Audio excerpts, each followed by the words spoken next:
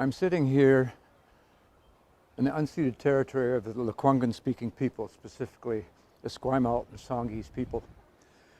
And it's an inner harbor of Victoria. This particular stretch is called Selkirk Water, which connects with my home province, Winnipeg. Selkirk is a big name there, historically.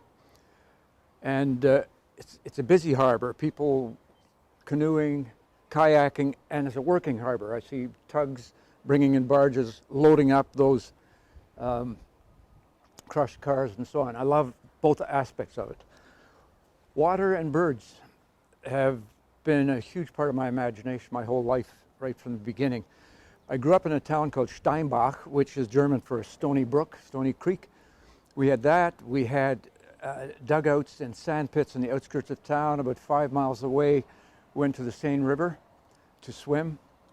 And once I moved to Winnipeg, it was the two great historic rivers, Red and Assiniboine, meeting at what's now called the Forks, which was an old meeting grounds for First Nations people, burial ground too, I believe. And with occasional forays up to Lake Winnipeg, which is as close as I got to the ocean. And it did have tides, so it's a big lake. And I'm going to begin, though, with a poem about water in a sink. That moment in the morning between sleeping and waking. And for me, it's always cold water in the face. It's a kind of transition from one state to another state. And it's called Im Spiegel, which is taken from the title of a magnificent piece of work by Arvo Pärt called Spiegel im Spiegel, Mirror in the Mirror. Mine's just called In the Mirror. Im Spiegel. Naked from sleep, you bend toward the sink. Cup your hands with cold water and splash your face.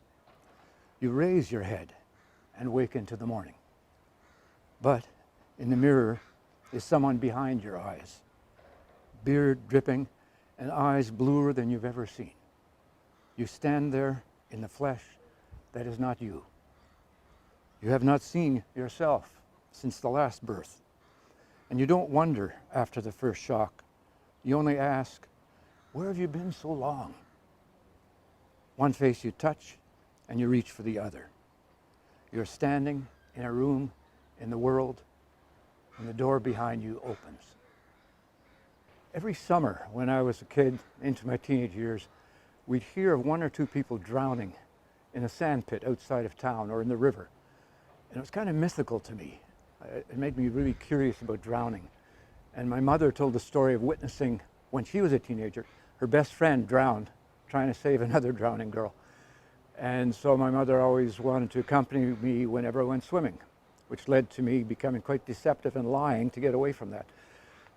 But one of the terms that came in the newspaper with the drowning was they were dragging the river. And I was intrigued by that. At that time, we're talking the 1950s, dragging the river apparently meant a team of horses connected to a harrow-like contraption, trying to find the body at the bottom and drag it up. So dragging the river. Combing the bottom of the dark river for a disappearance, a wrinkle on water, and then an absence. The raking of water, of the unseen, and hauling up the detritus of town, wheels, ropes, and rust.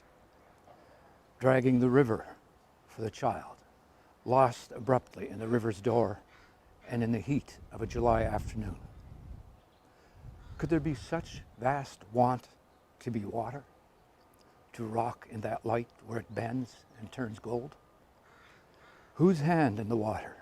Whose handkerchief and slow grief? Whose flip-flops covered with sand? Did anyone see footprints filled with child? Did someone reach and touch a warm shoulder, turning? Horses plod along the riverbank, raising dust and sweat. They haul the invisible load, and voices call, calling for the bride in her black dress beneath the poplars, or walking away from the willows. Raking through water, fish and reeds, raking for a body, rolling it over and over until it's hooked. Tines tearing through clothes and grasping time, rolling forward into the past and rolling on. Moon reaches into water and tempts us, but does not reach deep enough. Voices growing away. I had a boy, she says. I had a son. And for a moment, that is all. For a moment, she lives with that. I moved to the West Coast, 25, 26 years ago. Left the rivers and creeks behind, but found the ocean. And over the last 6 or 7 years, even I have lived right on the ocean, on this harbor, this working harbor. And I love sitting in my room watching high tides, low tides, activities, barges, tugs going by, and especially the birds. I love watching the birds, crows, herons, gulls. They're like messages from the past. They are prehistoric. Just as the water is a source, we all come from water, we are water. So this scene here of these prehistoric creatures and their calls from the past and the water that we all came from, it's just a huge part of my imagination. Pterodactyl. Pterodactyl glides across the water with leathery wings, long legs lowering as it nears the shore. And I'm waking, confused, coming awake to being human. The species. How does it work? This sapiens, this brain. These hands trembling slightly with old age. The body. What is meant by this blessed body? Confused by the species. Where are the borderlines? Between salmon and sapiens, hawk and human. The heron, standing still in the shallows, priested, yes, then snaky as it uncoils, then stalking on stick legs into prehistory, looking for momentary flashes of light just beneath the surface, stabbing swiftly into the shimmer of a fish, a brief life. And it begins to come back to me, the necessary earth. It comes back, my tongue-tied non-existence, the heron rising, legs dangling for a moment, a gaunt ghost of extinction. A million years of it, and me, word-spawned bait. Valentine's Day, I was going to write a poem for it, and I thought about what it's come to mean. Well, right now it tends to be commercial, right? And what was it at one time? And it just sort of led to this poem, Me and the Crows. Valentine's Day itch. Guttural cawing from the crow-littered roof. Them dropping clamshells and me tossing chunks of baguette. They glide down and half a dozen become 2 dozen in seconds. Waddling around me. Is that love? Their bright eyes on this host, as they've been on all the ghosts of us, walking pale along streets we've built, language and coins and desire. All that detritus of the made world, and that itch, that Valentine's Day itch to keep the species going. Though by now we've replaced it with chocolates and roses, and we blame it on Mallory and the Knights of the Round Table. That ancient romance. Always some holy grail in the rearview mirror, and them clamshells clattering on the roof. World of the gulls here, as you see. Smooth-hulled gull. A smooth gull, a smooth-hulled gull, rowing through the air with graceful oars, crying like nostalgia, circling higher and higher, and the cry becoming necessary in its distance, a cry of memory, an orientation of prayer, though it becomes slippery and promises hope like the rainbow, evanescent arches of flight building the most ancient highways, where spirits have crossed into unmapped lands. And then, in a moment, it dismantles all the scaffolding of heaven, swooping low and splashing to a halt, almost a fish. Imagine that. Lightning sizzled, slanting down like the hidden sun's sperm, like refracted light. But there, I've gone too far. The language won't do. As if there are gods and goddesses on the move, in the air, among the trees. And me, a secular man, longing for Mesolithic mind, something undivided, like a stone eye. The man 30,000 years old, standing inside a fall of rain. And though that was yesterday, it's as far as I can go, dreaming back on my own ghost path.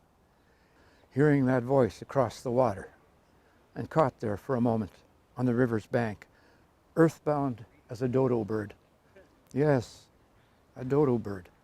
Imagine that. I'll finish with a prose poem or two, so that sort of slight disorientation that happens in a prose poem. Ex nihilo.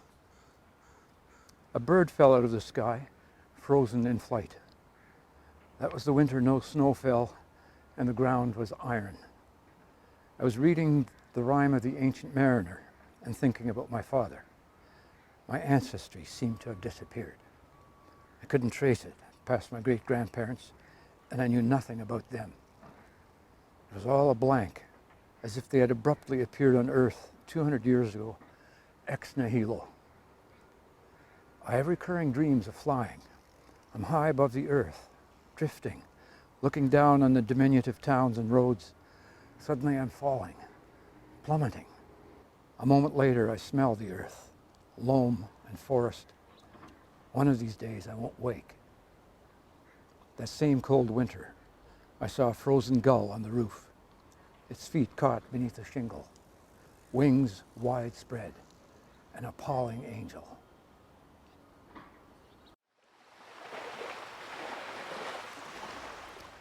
Dallas Beach. Let the young reduce experience, place it in boxes, denotations. I've grown too old for that, though lately I've almost come to see everything in a gravestone. Talk about reduction. How else to articulate the inarticulate? And so, sidestepping a disbelief in absence, almost an anguish, not into belief or words, but into stone. A stone in a field of stones, holding the haunt. How the universe keeps expanding and becoming smaller. How it fits into a grave. But that's too grandiose, isn't it? And ambiguous. There's nothing there, is there? Nothing but turned soil. Standing among the rocks on Dallas Beach, I don't know what I'm talking about anymore.